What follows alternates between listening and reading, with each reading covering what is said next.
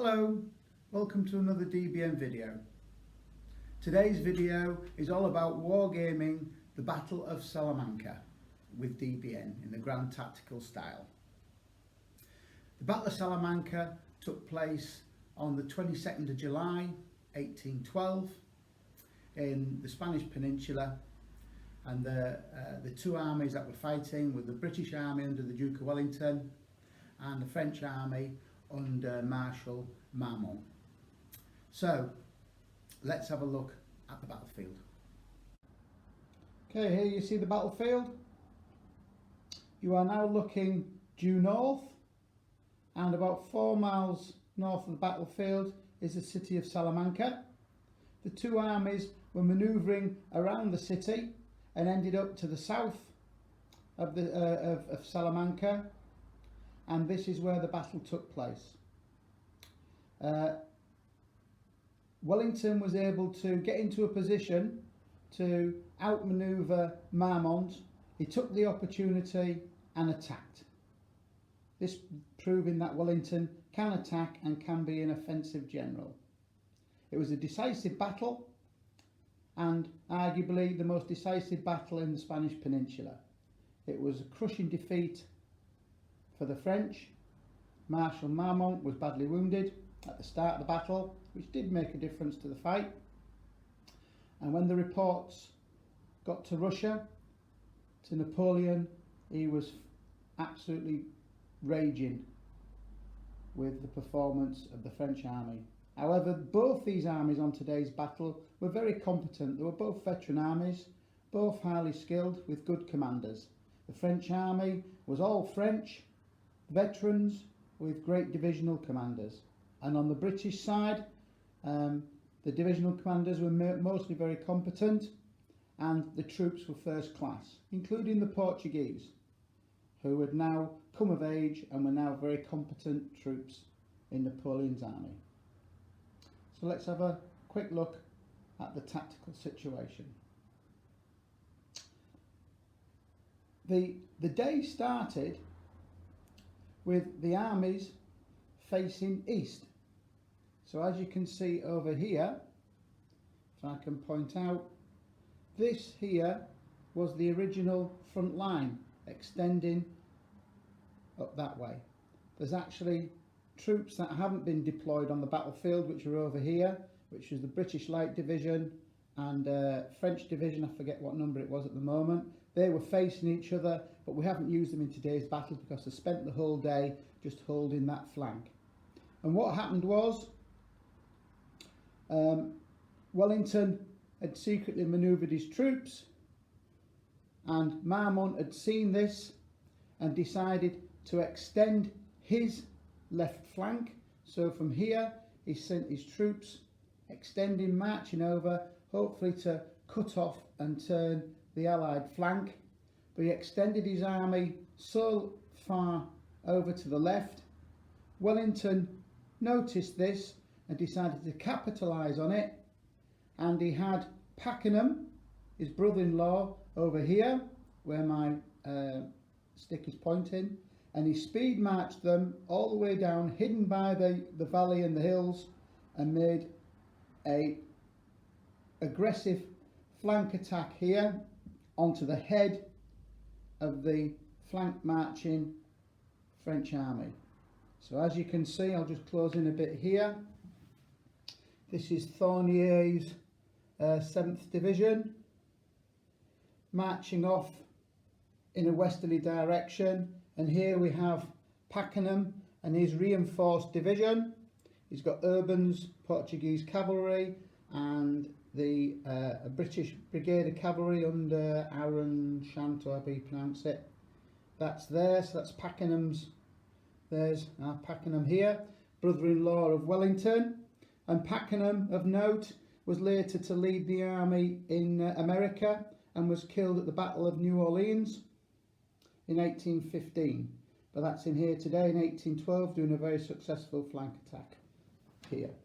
Now, when I created this scenario for the Battle of Salamanca, I decided that I had to do an historical deployment, and I had to start the game at this point, with Pakenham launching his flank attack, or his sweeping attack onto the head of Fournier's division, because if he didn't start the game at this point, it wouldn't be the Battle of Salamanca. It'd be a good game or a good battle, but it would not be a refight of the Battle of Salamanca, because it was Wellington's master decision to send this flank attack in, which came in here, which created the situation for the actual battle to achieve its decisive result that it did. So, for the victory conditions, the French will win if they can last the entire day on the battlefield. So for today's game, it will last 18 game turns, and if at 18 game turns the French army morale is not broken, then they will win the game. The British win by destroying the French army. If they destroy them by a certain game turn, can't remember at the moment what that is, but they'll really achieve a significant victory, and if they manage to just destroy them by the end of the game, then it'll be a marginal victory. So that's how the victory conditions work. Let's have a look a little bit at the battlefield itself. Well, 2 points to note, before we look at the troops, 2 points to note are these two significant hills. This one here and this one here look a little bit strange, but that's the lesser Aprilis and the greater Aprilis. Those had steep slopes and the tops were rocky, therefore that's why I've got this like stones and rocks around here to signify this, and they'll be very difficult to assault. Here's the long ridge. The battlefield is 5 feet by 3 feet for this game. 2 streams, one over there, one down here. Let's have a look at some of the troops on the battlefield.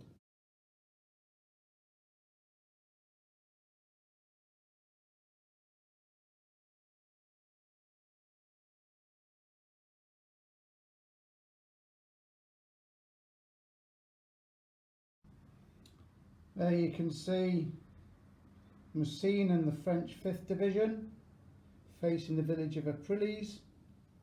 There's Wellington on the hill, and over here is Bonnet, because at the start of the battle, where this battle starts at approximately 3:30 in the afternoon, Marmont is here and he's wounded.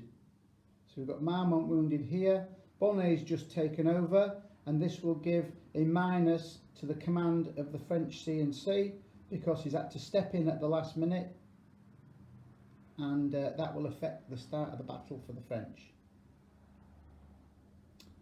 As we've said, we've got Pakenham over here.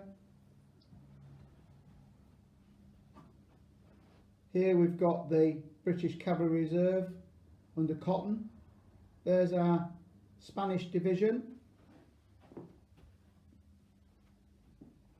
Moving around the British position, you've got three British divisions here. 1, 2, 3. Just to let you know, we've got here, we've got Cole's 4th Division. There, Cole's 4th Division.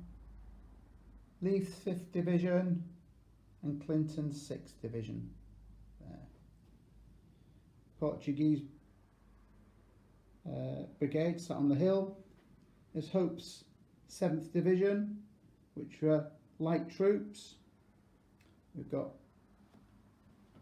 Brunswick. We've got some Brunswick Jaegers there. I'll zoom in a little bit on them. Brunswick Jaegers. Get down there. And over here is the 1st Division, British 1st Division. And as I said, we've got troops across, French troops here. Here we've got Ferry with the 3rd, ferry with the 3rd Division.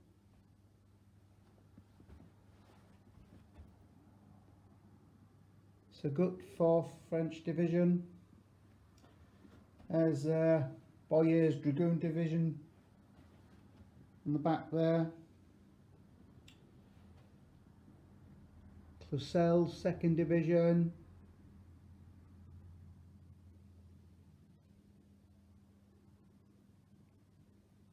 And tucked in there, Grenier and his 6th Division.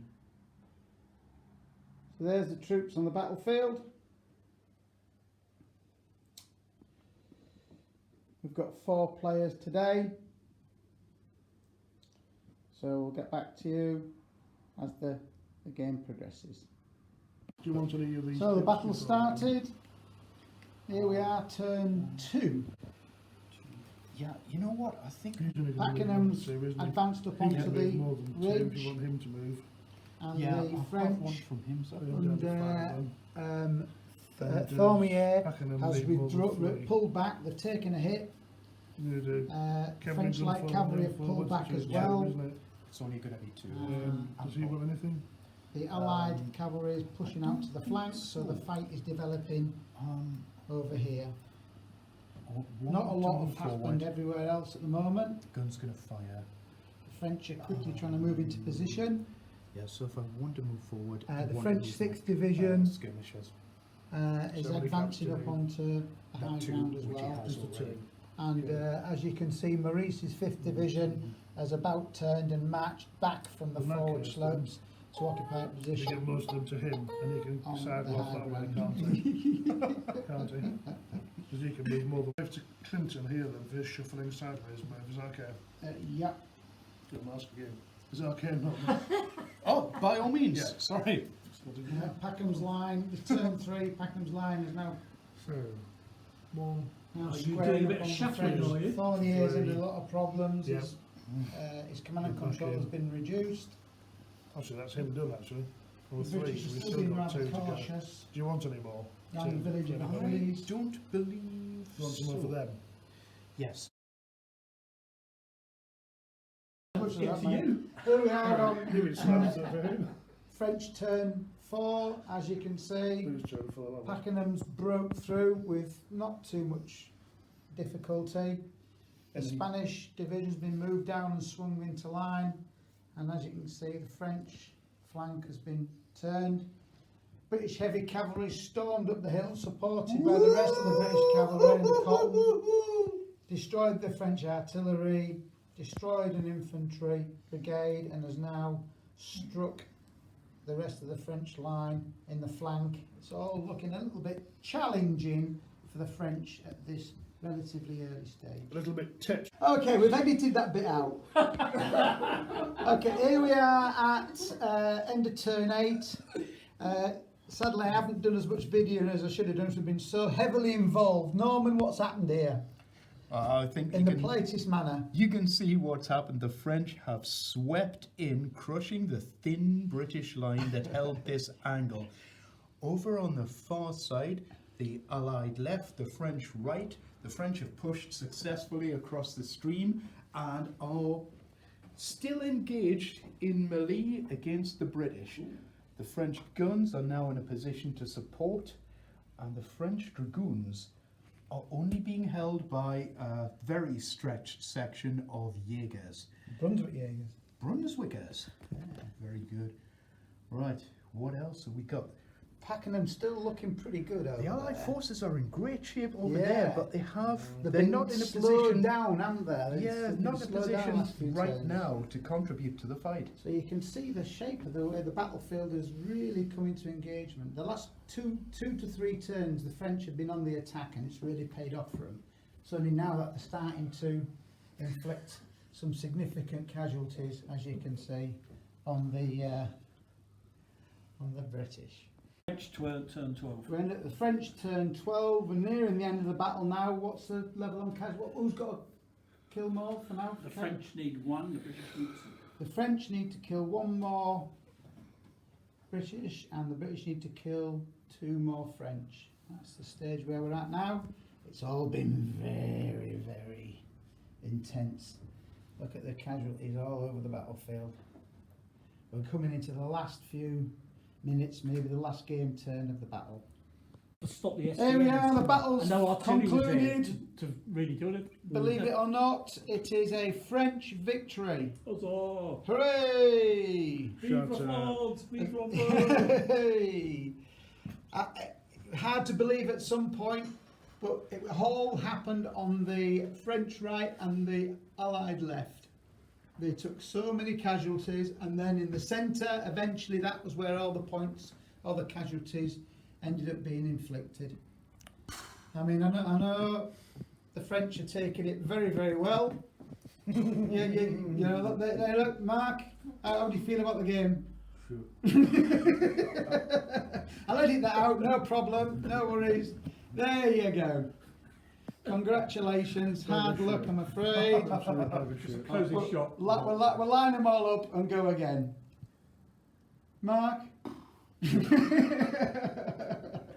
Thank you all for watching, I hope you enjoyed it. That's DBN Salamanca.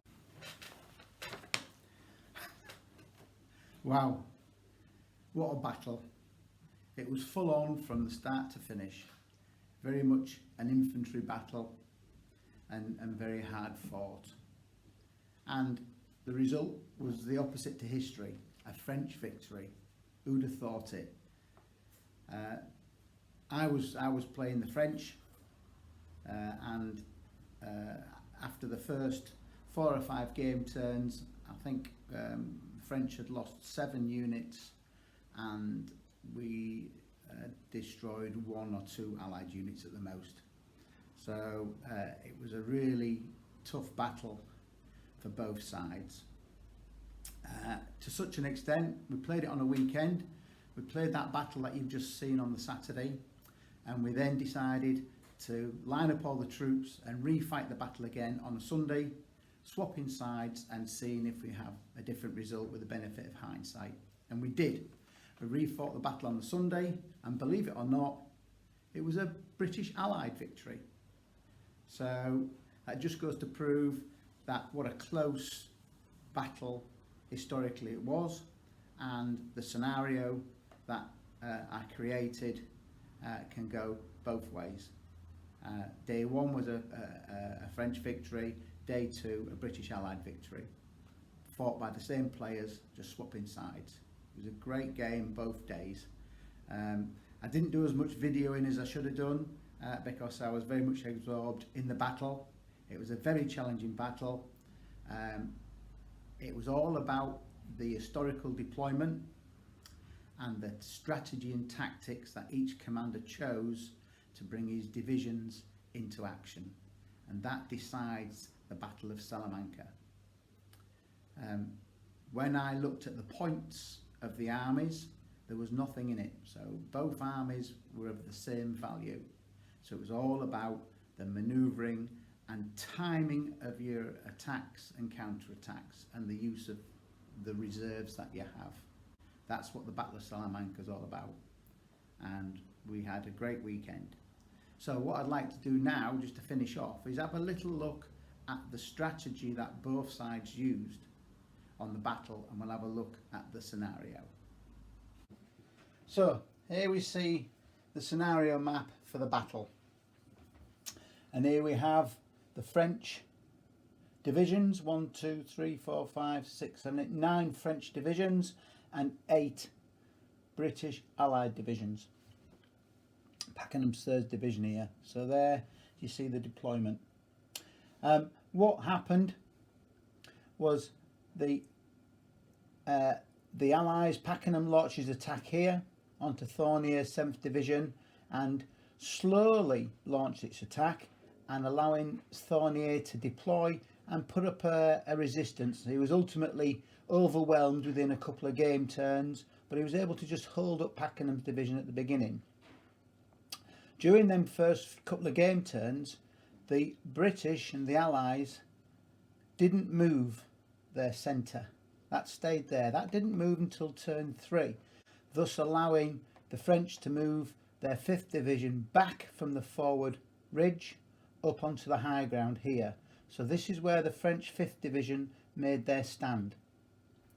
And this is quite crucial, the late advance of the British centre, allowing the 5th Division to move back to here. At the same time, the French made the bold decision to swing their reserves in to launch a counter-attack. This decision was made fairly early on, by the point that the British didn't launch an attack straight away.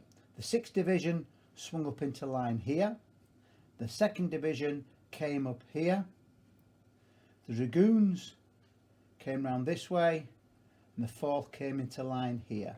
So the French formed up here with a strong force ready to launch a counter-attack. And this is what happened, and the French launched their counter-attack in this direction and actually overwhelmed the British in this sector. The British cavalry launched a successful attack which came down here onto the ridge, but the Spanish reserve swung round behind Pakenham and just followed Pakenham in this direction. I'll just show you the position at the beginning of the French move on turn 3. So you can see here, this shows the French movement. There's Thornier's division that is got destroyed over here. The French light cavalry division just held its ground here, whilst the French 5th Division fell back from their forward position, swung back and up onto the ridge line. And again, as you can see, the Allies haven't moved. French division swings into position here, and again coming up here. These hold there, these into position here. Therefore it put the weight of numbers and the French benefit in this area here. But by the time this attack started, the French had lost probably 6 or 7 units and only destroyed 1, maybe 2 at best of the Allies. So this is how the battle developed, and ultimately a victory for the French. So there you have it. I hope you enjoyed the video and the refight of the Battle of Salamanca with DBN. What I'm going to do is I will put the scenario up as a free download up onto the DBN website. Here's a scenario, a 2-page affair with everything you need to refight the battle yourself. And let me know if you have a similar or a different result. Thank you.